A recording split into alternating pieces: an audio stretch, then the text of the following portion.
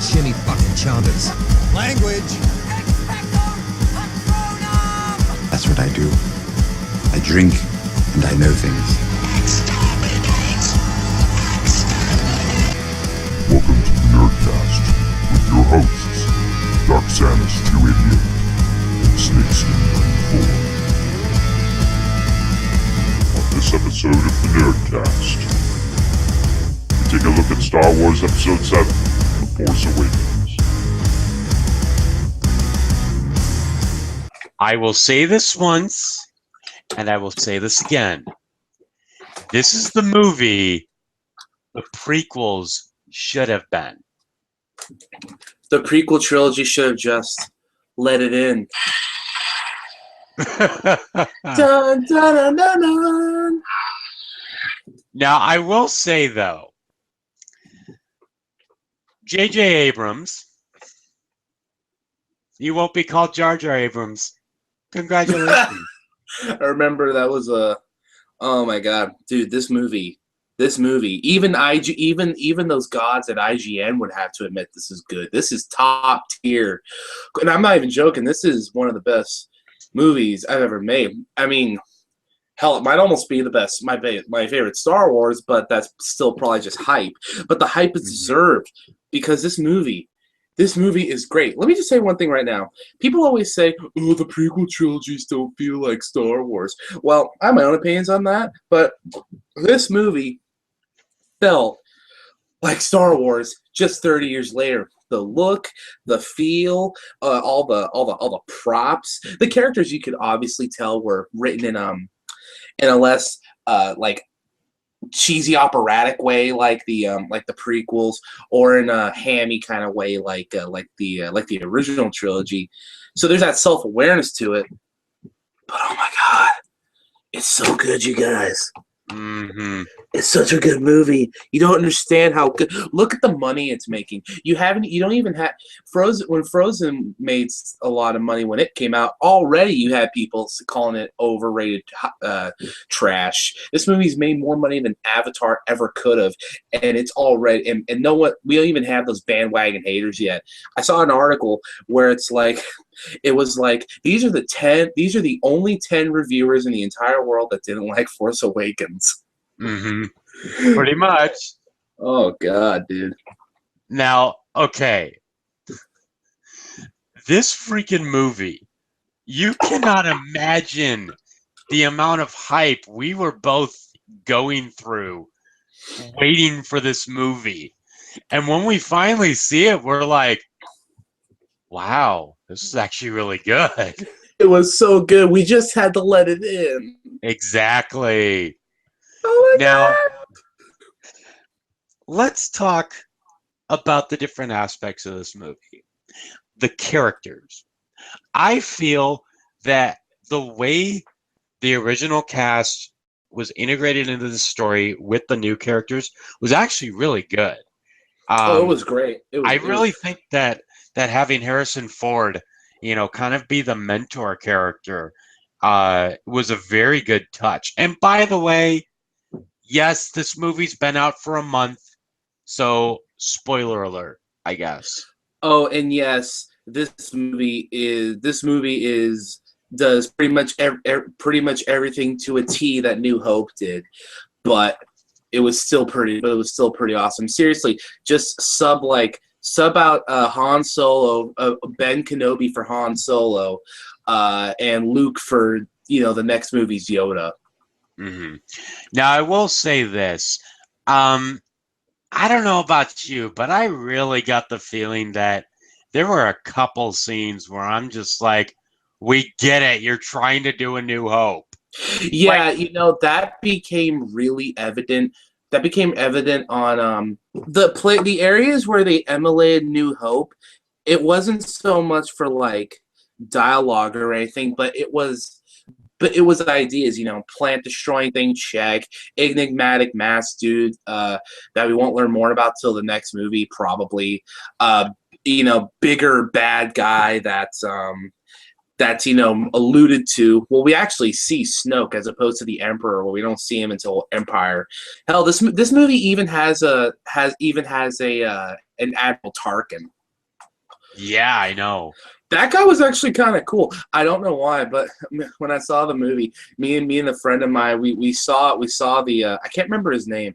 Was it Harkin or something, or Halleck, or I can't remember. But me and a friend of mine joked like, "Man, this guy looks like if Ron Weasley was cosplaying as Draco Malfoy." I'm serious. That dude looked like he should have been in Harry Potter.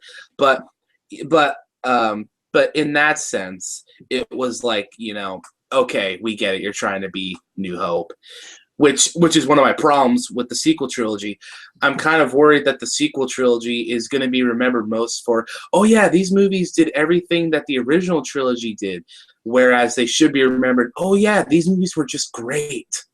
Here's the thing, though, and I've been hearing this as a review, and I think it's a good thing to think about, is that basically this was the movie to basically kind of assuage everyone's fears and just be like, look, we know what we're doing, and now that you have our trust because we've done a good job with this movie, especially with the references to A New Hope, we're kind of now going to be able to expand it to new stories.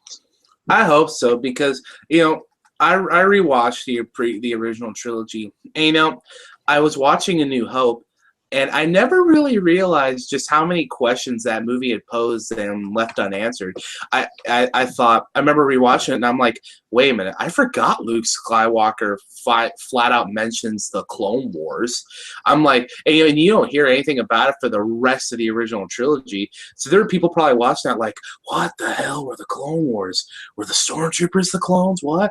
And they mentioned the Emperor, and they mentioned all these things, but I seriously don't know if Lucas ever thought that New Hope would actually get a sequel. Well, maybe Empire, but maybe not a third one. But with this one was a little different. I feel like the original trilogy wrote its story in a way like we're alluding to things that are out there, but we're not placing too much emphasis on it because the story's here and now. But because that was its point, the central focus was Death Star going to kill things. Luke must be hero. But in this one, this movie feels not completely, but it feels like build up. It feels like the tutorial level. Get our characters introduced. They get their powers. They learn to press X to jump, square to reload. That kind of thing. We know enough about the villains except for Captain Phasma to know like, okay, Kylo Ren's insane and one of the most complex characters ever in Star Wars, and in which, in that regard, people don't give his character enough credit. And yet, he's not a pansy, okay? Yeah, stop trying to say that he's freaking emo. He's not. Here's the thing. I feel, admittedly, I was a little like, wait, he's gonna reveal his face right now, because that was one of the big things. Like, who's Kylo Ren? But I remember like a few days before the movie, I was talking to some buddies, and I'm like, but I think Kylo Ren's. Everyone was all like, oh, it's Luke, but I'm like, I think he's just gonna be a new character, and I'm cool with that. The significance of him showing his face, I admit, this sounds so petty, but he doesn't look like a Dark Lord or like an evil guy. He looks like if Hans from Frozen dyed his hair and grew it out. But the writing on his character, we don't know about his past or really his relationship with Han and Leia. All we know is this dude's insane. And Snoke, Lord Snoke, that dude looked terrifying. Mm-hmm. I mean, it's like, when Snoke was on, it didn't feel like a Star Wars movie, because the bad guys, they're shrouded in mystery, but they're just like cloaks or holograms or something. This dude's it's in this big ass room with very little light, and there's this projection. He's this creepy alien thing, and it's just like, what the this doesn't feel like Star Wars, but for all the right reasons. It actually kind of felt like Guardians of the Galaxy almost. Oh my god. Wait a minute. They're going to do a Boba Fett movie, aren't they? Yes. Boba Fett's going to meet the Guardians of the Galaxy. Oh my. I'm just saying, Boba Fett and Star-Lord final showdown. I'm just saying, if it'd be perfect if Marvel bought DC. Because can you imagine how great it would be if Green Lanterns met the Guardians meeting Boba Fett? Well, here's the thing. The fact that Marvel and Star Wars are both now part of the Disney entity, they could possibly do it. Okay. But no, but off topic. But yeah, no, Snoke freaked me out. Yeah, definitely. When it came to Leia, is it just me, or did it kind of feel like I see Leia right there, but I'm just like, that is not her voice. You know what it is her actress Carrie Fisher. I mean, yeah, she's older and obviously put on some weight, but she's got some medical issues. I think she fought a bunch of addictions and stuff. She's actually, as a person, she's actually kind of out there. I don't know if you've ever seen any interviews with Carrie Fisher, but you know, she's definitely she's one of those people. Did you see her interview at the big Star Wars event last year? Mm-hmm. Yeah, she had one of those service dogs with her the whole time she was on stage. Oh, wow. You know, for comfort, because I think she suffers from anxiety or anything. My mom knows all about that, but yeah, it was that dog was badass though. It didn't react to anyone else in that entire stadium or wherever they were. Nope, just sat on the couch, let Carrie pet, and I'm like, service dogs are cool. Going on to Finn, I'm just like, Finn is dope. Mm-hmm. Okay, I haven't. I mean, I know I'm not the only one because, you know, this movie's made over $1.22 billion, so I'm pretty sure someone will agree with me. I love Poe. I like his story. I love the idea of a stormtrooper that's just like, no, I'm out of here. I like that. Because we've never had a story like that. But yeah, it would literally be like if Commander Cody was just like, you know what, guys? I'm just not feeling this, yeah? Or, you know, you know, he was funny and stuff. He looked good with the lightsaber. I'm not disappointed, but I'm a little kind of, I don't even want to say apprehensive. I'm just a little that they kind of they almost bait and switched us. I feel. I don't want to say Finn was going to be the main character, but it did definitely feel like he would be main-er, I guess, than Poe and Rey, just going by trailer time they had. And I was a little that they kind of, you know, bait and switch and swapped out Finn's story for Rey. Rey's still an awesome character, and she's totally Luke's daughter because I don't care what anyone says. That's gotta be what it is. But no, Finn's cool, and Poe is the best bro in the entire galaxy. Mm-hmm. Now, I will say the one, his best line. And his weirdest moment for me, his best line is when they're done with the dogfight in the Millennium Falcon, you know, flying through the crashed Star Destroyer. Yeah, Star Destroyer. And then you have like they're kind of talking, and Finn just automatically goes up to Rey, and it's just like, why do you want to go back to Jakku? You got a boyfriend? Yeah, he's like, what? Why? Why over here? You got a boyfriend? Cute boyfriend? It's like, what? I'm just like, that's where the humor in this movie needed to be. It felt actually genuinely funny, unlike the prequel trilogy where they're kind of trying to force the jokes on you. Sometimes, yeah. You know what, though? The funny scenes in this movie were hilarious. The best joke in the movie is when Finn is arguing with BB-8, and BB-8's talking about that droid. He's like, I don't understand that. I don't speak that.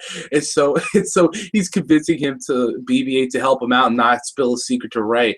And then he gives him thumbs up, and BB-8 pulls out a lighter and gives him a thumbs up. That's the best joke in the movie. Oh my god. Okay. Now here's one thing though.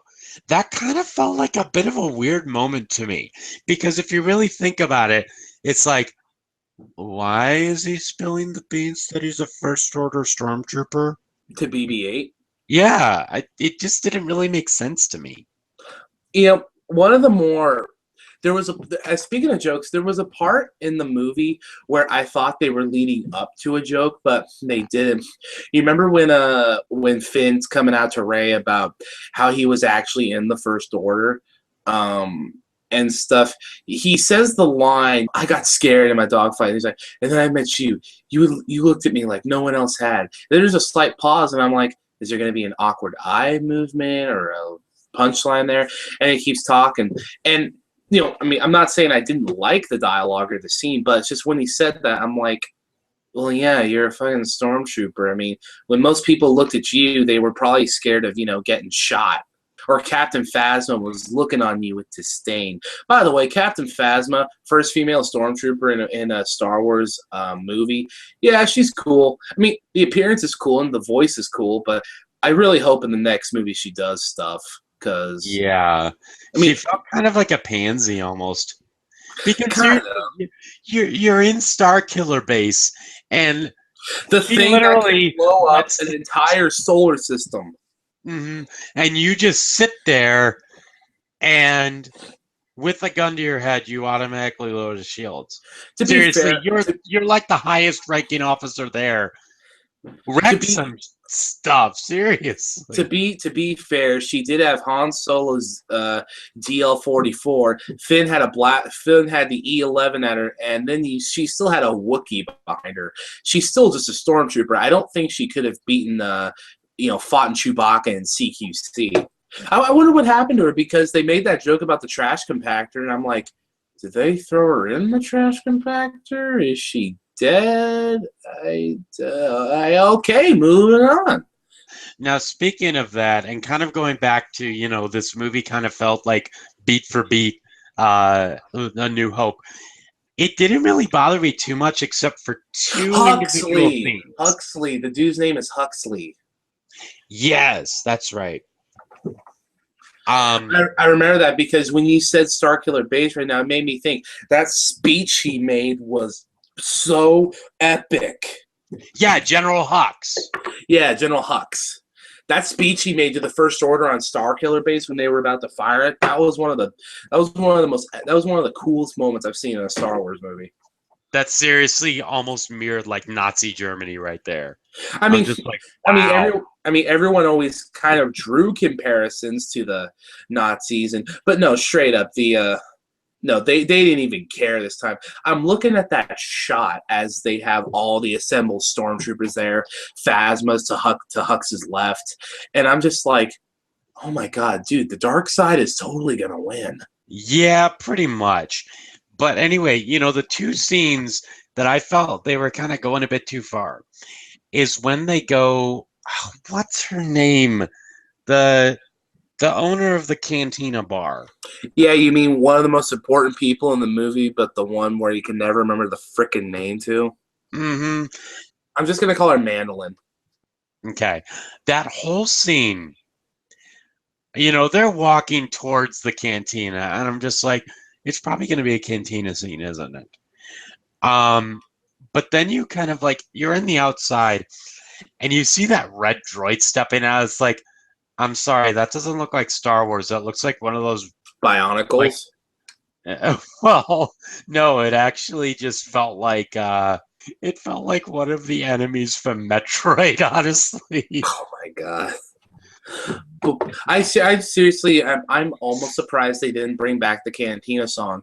I know it wouldn't make sense because it's on Tatooine, but I almost wanted to hear that. Yeah. It's a cool jam. But then you're kind of in there, and like the cinematography and all the different shots, you're like, yes, we get it. It's mirroring the Cantina. I mean, give the prequel trilogy some credit. When it was foreshadowing or mirroring events that had happened in the original trilogy, they were at least kind of subtle about it. Yeah. I mean, Qui-Gon Jinn was definitely a standard for Ben, as Han is for Ben here. But, you still didn't go into that movie thinking, oh man, he's going to die, partially because it's the prequel, so you don't really know the characters. Or a subtle one like Dooku and Anakin fighting in the little dark with their lightsabers illuminating, or even Palpatine electric shocking Mace Windu. I mean, there's not obvious, but they're kind of clever. This movie is just like, I can seriously imagine thinking, okay, how can we rig this scene so that internet critics will be like, oh my OMG, that's best like this, that's just like the old movies. And the second scene that I kind of felt going to that point, I love Starkiller Base, honestly. When you think about it, it's not a organically built it's not a man-made built space station like the original trilogy. It's a freaking planet that they rigged to blow stuff up. Exactly. Now, the one point that I kind of felt like, yes, we get it's the Death Star is when, they're planning the attack and they have that hologram in the middle of the room. And it's like, is it going to be just like the Death Star? And then they show the Death Star over here, and then they show Starkiller Base over here, and it's just like, we get it, it's big. I mean, I definitely get it. Definitely wanted to. Honestly, I feel like the New Order definitely asserted themselves as a formidable power more than the Empire did, at least for New Hope. I mean, Empire Strikes Back shows just how lethal the Empire could be, but the First Order are freaking ruthless, dude. These guys they straight up gun down prisoners. I think at least Vader would have had them brought on the ship for interrogation and then, maybe kill them. And speaking of interrogation, can we go back to Kylo Ren for a second? This dude has to be one of the strongest dudes with the Force. I mean, Rey obviously looks like Rey just discovers in this movie she's Force sensitive, but she's got to be one of the quickest learners in the series. But Kylo Ren's able to go into. I didn't even know you could do this. I mean, I knew that they could like search your feelings and like feel the future kind of or some stuff. But he actually like goes into people's minds and like brain rapes them or something. That's insane. I mean, it's one thing to just be like, these aren't the droids you're looking for. It's another thing to take someone's brain and just go squish. And it's also another thing to stop a freaking laser bolt in the air. Yeah, I didn't even know you could do that. Those are lasers. I mean, I know obviously they don't travel at the speed of light, but I mean, they're still lasers. That's still pure energy. Oh, and not to mention, he didn't even need to have his hand up. He held that thing up with his mind. Exactly. People are like, oh, I'm disappointed. Kylo Ren seemed like a little, yeah, but you know what? That pretty man can also rip your arms off without even blinking. Exactly. With his mind. He literally uses mind bullets. That's telekinesis, Kyle. I will say, that kind of reminded me of the line from A New Hope. Nobody worries about upsetting a droid. That's because droids don't pull your arms out of your sockets when they lose. Wookiees are known to do that. R2, I have a new strategy. Oh yeah, and then I get R2's inclusion in the movie because he knew he more or less knew where Luke was, but I kind of don't get why 3PO was there. I mean, let's be honest. I'm looking back at the original trilogy. What did C-3PO do? He was just kind of like the comedic banter with R2. He was literally just there. At least R2 opened doors. Mm-hmm. Oh my god, that shot of like BB-8 looking up at R2, it's like seeing Hulk Hogan look up at Andre the Giant. I'm just like, oh my god, why is that so cool?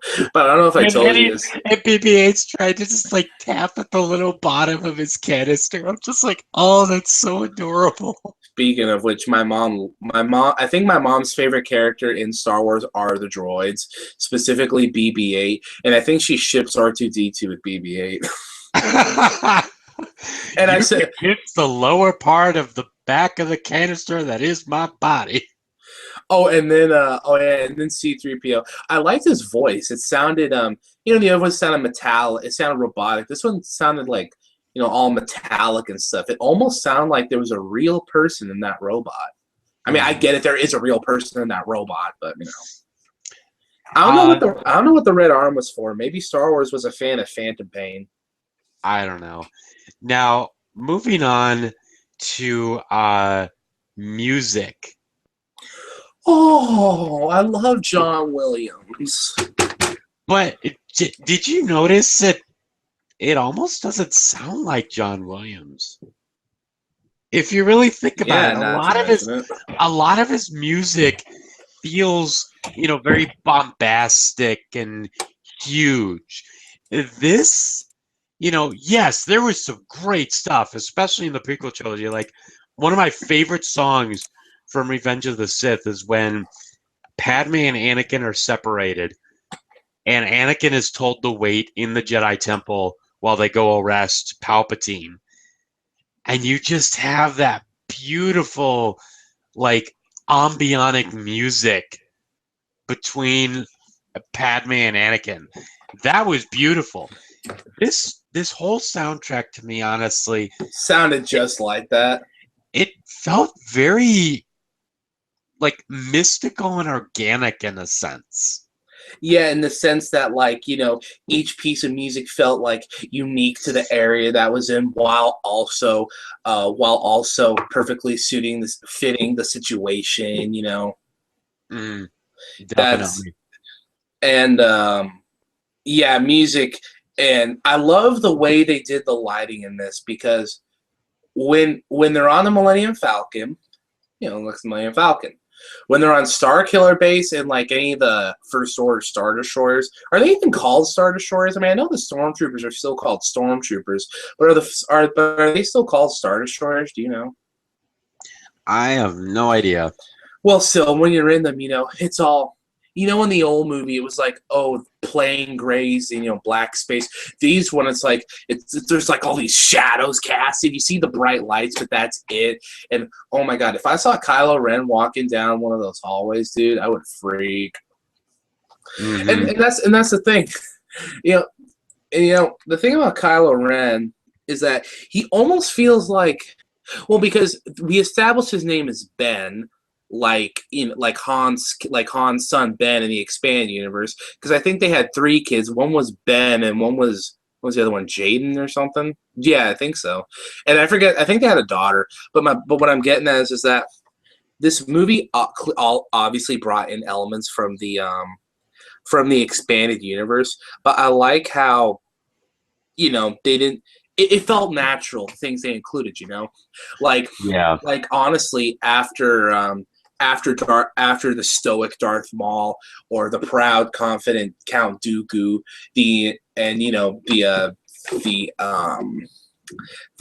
what's the word, enigmatic and powerful Darth Vader. Honestly, Kylo Ren seems like the natural next villain, which essentially he's an ascended fanboy, but that makes him more terrifying because he, even in the expanded universe, like they bring in the movie, he idolized Darth Vader and wants to be like him. He almost feels like a deconstruction of what a Star Wars character is supposed to be. Because I've never seen it. I've never seen a character like him. Obviously, that's not rubbing everybody the wrong way. But that's what I like about the new characters. They're so atypical to the Star Wars universe, but they still fit in so naturally. You watch Return of the Jedi, then you put on Force Awakens, and it's like it makes so much. It feels so right, Yeah, exactly. Now, the one thing I will say, I'm sorry, but that one scene, like, I get that they pull in the Millennium Falcon and Han and Chewie come up to do the Chewie we're home bit. Yeah. But like in that whole scene, it's just like, you're kind of thinking, oh, that's Han back to his old smuggling tricks again. But that creature did not feel like it was supposed to be in Star Wars. Yeah, that thing, you know what that thing felt like it should have been in? Starship Troopers. Exactly. I mean, because that's what it looked like. I'm like, oh my god, that is such a 90s sci-fi monster. I seriously expected it to have acidic blood and rip the stormtroopers in half, which it probably did because it ate a few of them. Oh my gosh, I just thought of something. What if that was like the full, like, okay, you remember in A New Hope with the trash compactor where they have that one thing that pulls Luke under? I know what you're saying. Do you think that it's maybe like the adult version of that? I don't know what that thing is supposed to be in the trash compactor. All I know is that, ew. There was one thing that I was a little weird for talking about awkward scenes. The bit where Kylo Ren goes into Rey's head, that's fine. But I'm a little about the fact that obviously she learns how to use the Force pretty quickly, but to be able to just counteract what probably is a really powerful move. I mean, it's like, I mean, that's partially what fuels my suspicions that that's Luke's daughter, but still, I mean, I thought that was kind of a really type thing, because I get they're trying to push Rey as, the next big hero, but I don't know. That seemed a little. Luke had to build his stuff up. He couldn't even use the Force, and well, I mean, he technically used the Force to blow up the Death Star, but you know what I mean. Oh, and if we're talking, one of the most badass things in the entire movie. Ready? Traitor! The electro rod stormtrooper that Finn fought. Yes. That guy was like, I saw that. I'm just like immediately. They're using more expanded universe stuff. Yes, dude. I mean, I'm actually a little bummed that guy got killed, because they're probably gonna have more stormtroopers with those in the next movie, considering the First Order knows that not red lightsabers are back. But honestly, I kind of wish that there had been a unique character that fought Finn and maybe got away, because that was so awesome. Finn and that one stormtrooper just going at it, and it's like, and it was so cool. Finn wasn't half bad with that lightsaber. I mean, yeah, he got owned by Kylo Ren, and let's be honest, Rey just got lucky. But he looks pretty good with it. I don't think he's going to be Force sensitive. He's probably not Force sensitive, but I have to imagine not just anyone can just pick up a lightsaber and just start using it. I mean, he was still rough around the edges, but he wasn't half bad. Mm-hmm, definitely. Okay, now let's get to the big thing that everyone's been wanting to talk about. I don't want to talk about it. That scene made me cry. No, it did too. You don't understand. I know there's going to be people out there that think this is the most pathetic thing in the world, but it literally took me several days to really cope with the loss of Han Solo.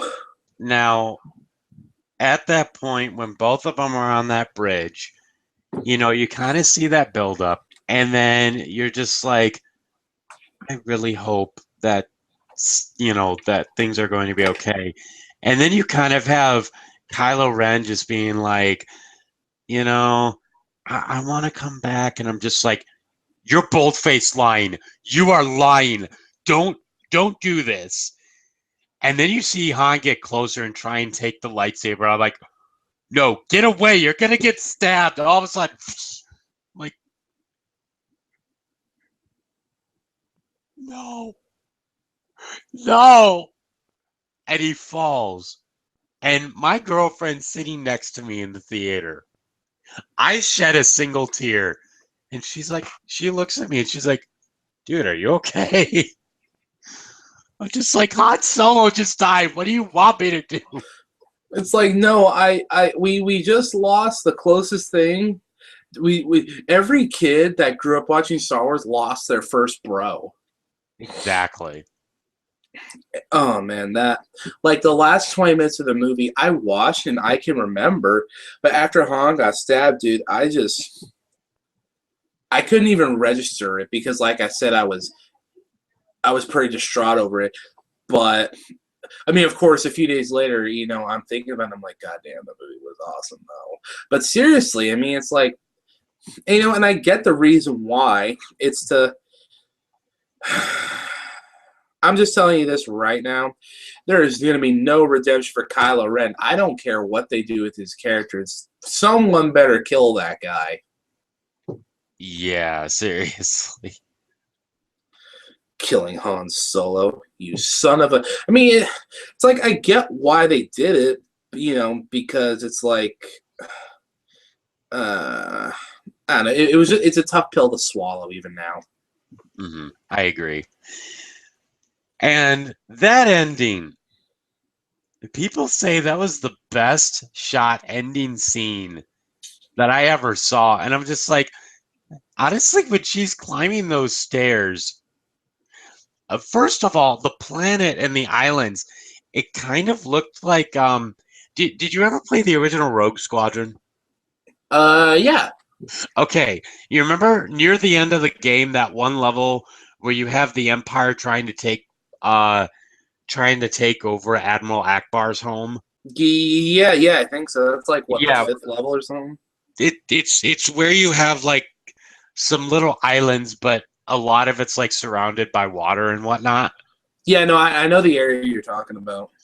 That's how it looked, number one. And number two, um, when she's climbing those stairs, it honestly reminded me of that episode of Teen Titans where Robin went to go train. If you remember that one. Yeah. Oh my god, that's great. You know, that ending scene is cool. It is cool.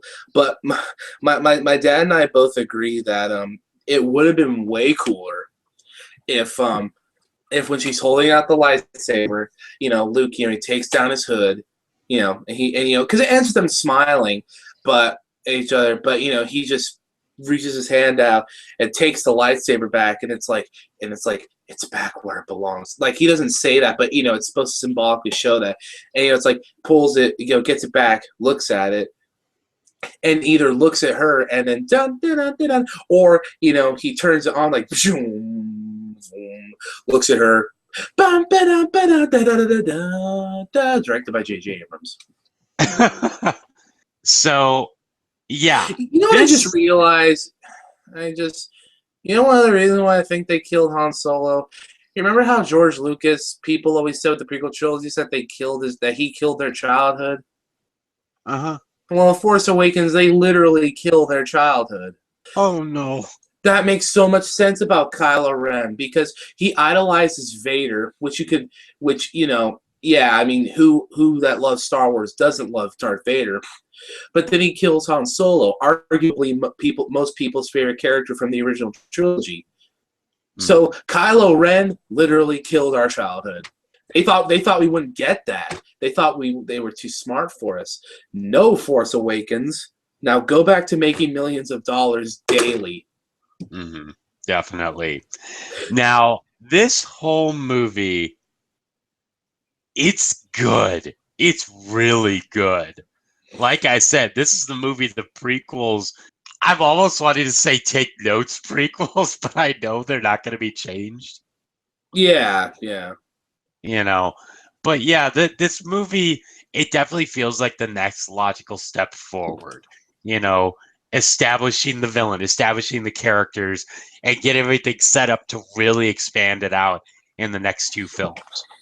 Oh yeah, and then we get Rogue One next year, where it's like, hey, you guys ever wanted to know how they actually stole the plans for the Death Star? Well, now you can. It's like, well, we didn't need this film, but Forrest Whitaker's in it, so it's going to be good. So and I'm being real with you. 10 out of 10, IGN. This movie, is it sad that okay, basically how I see it, I see this movie pretty much like second place. I see this like right underneath Empire Strikes Back.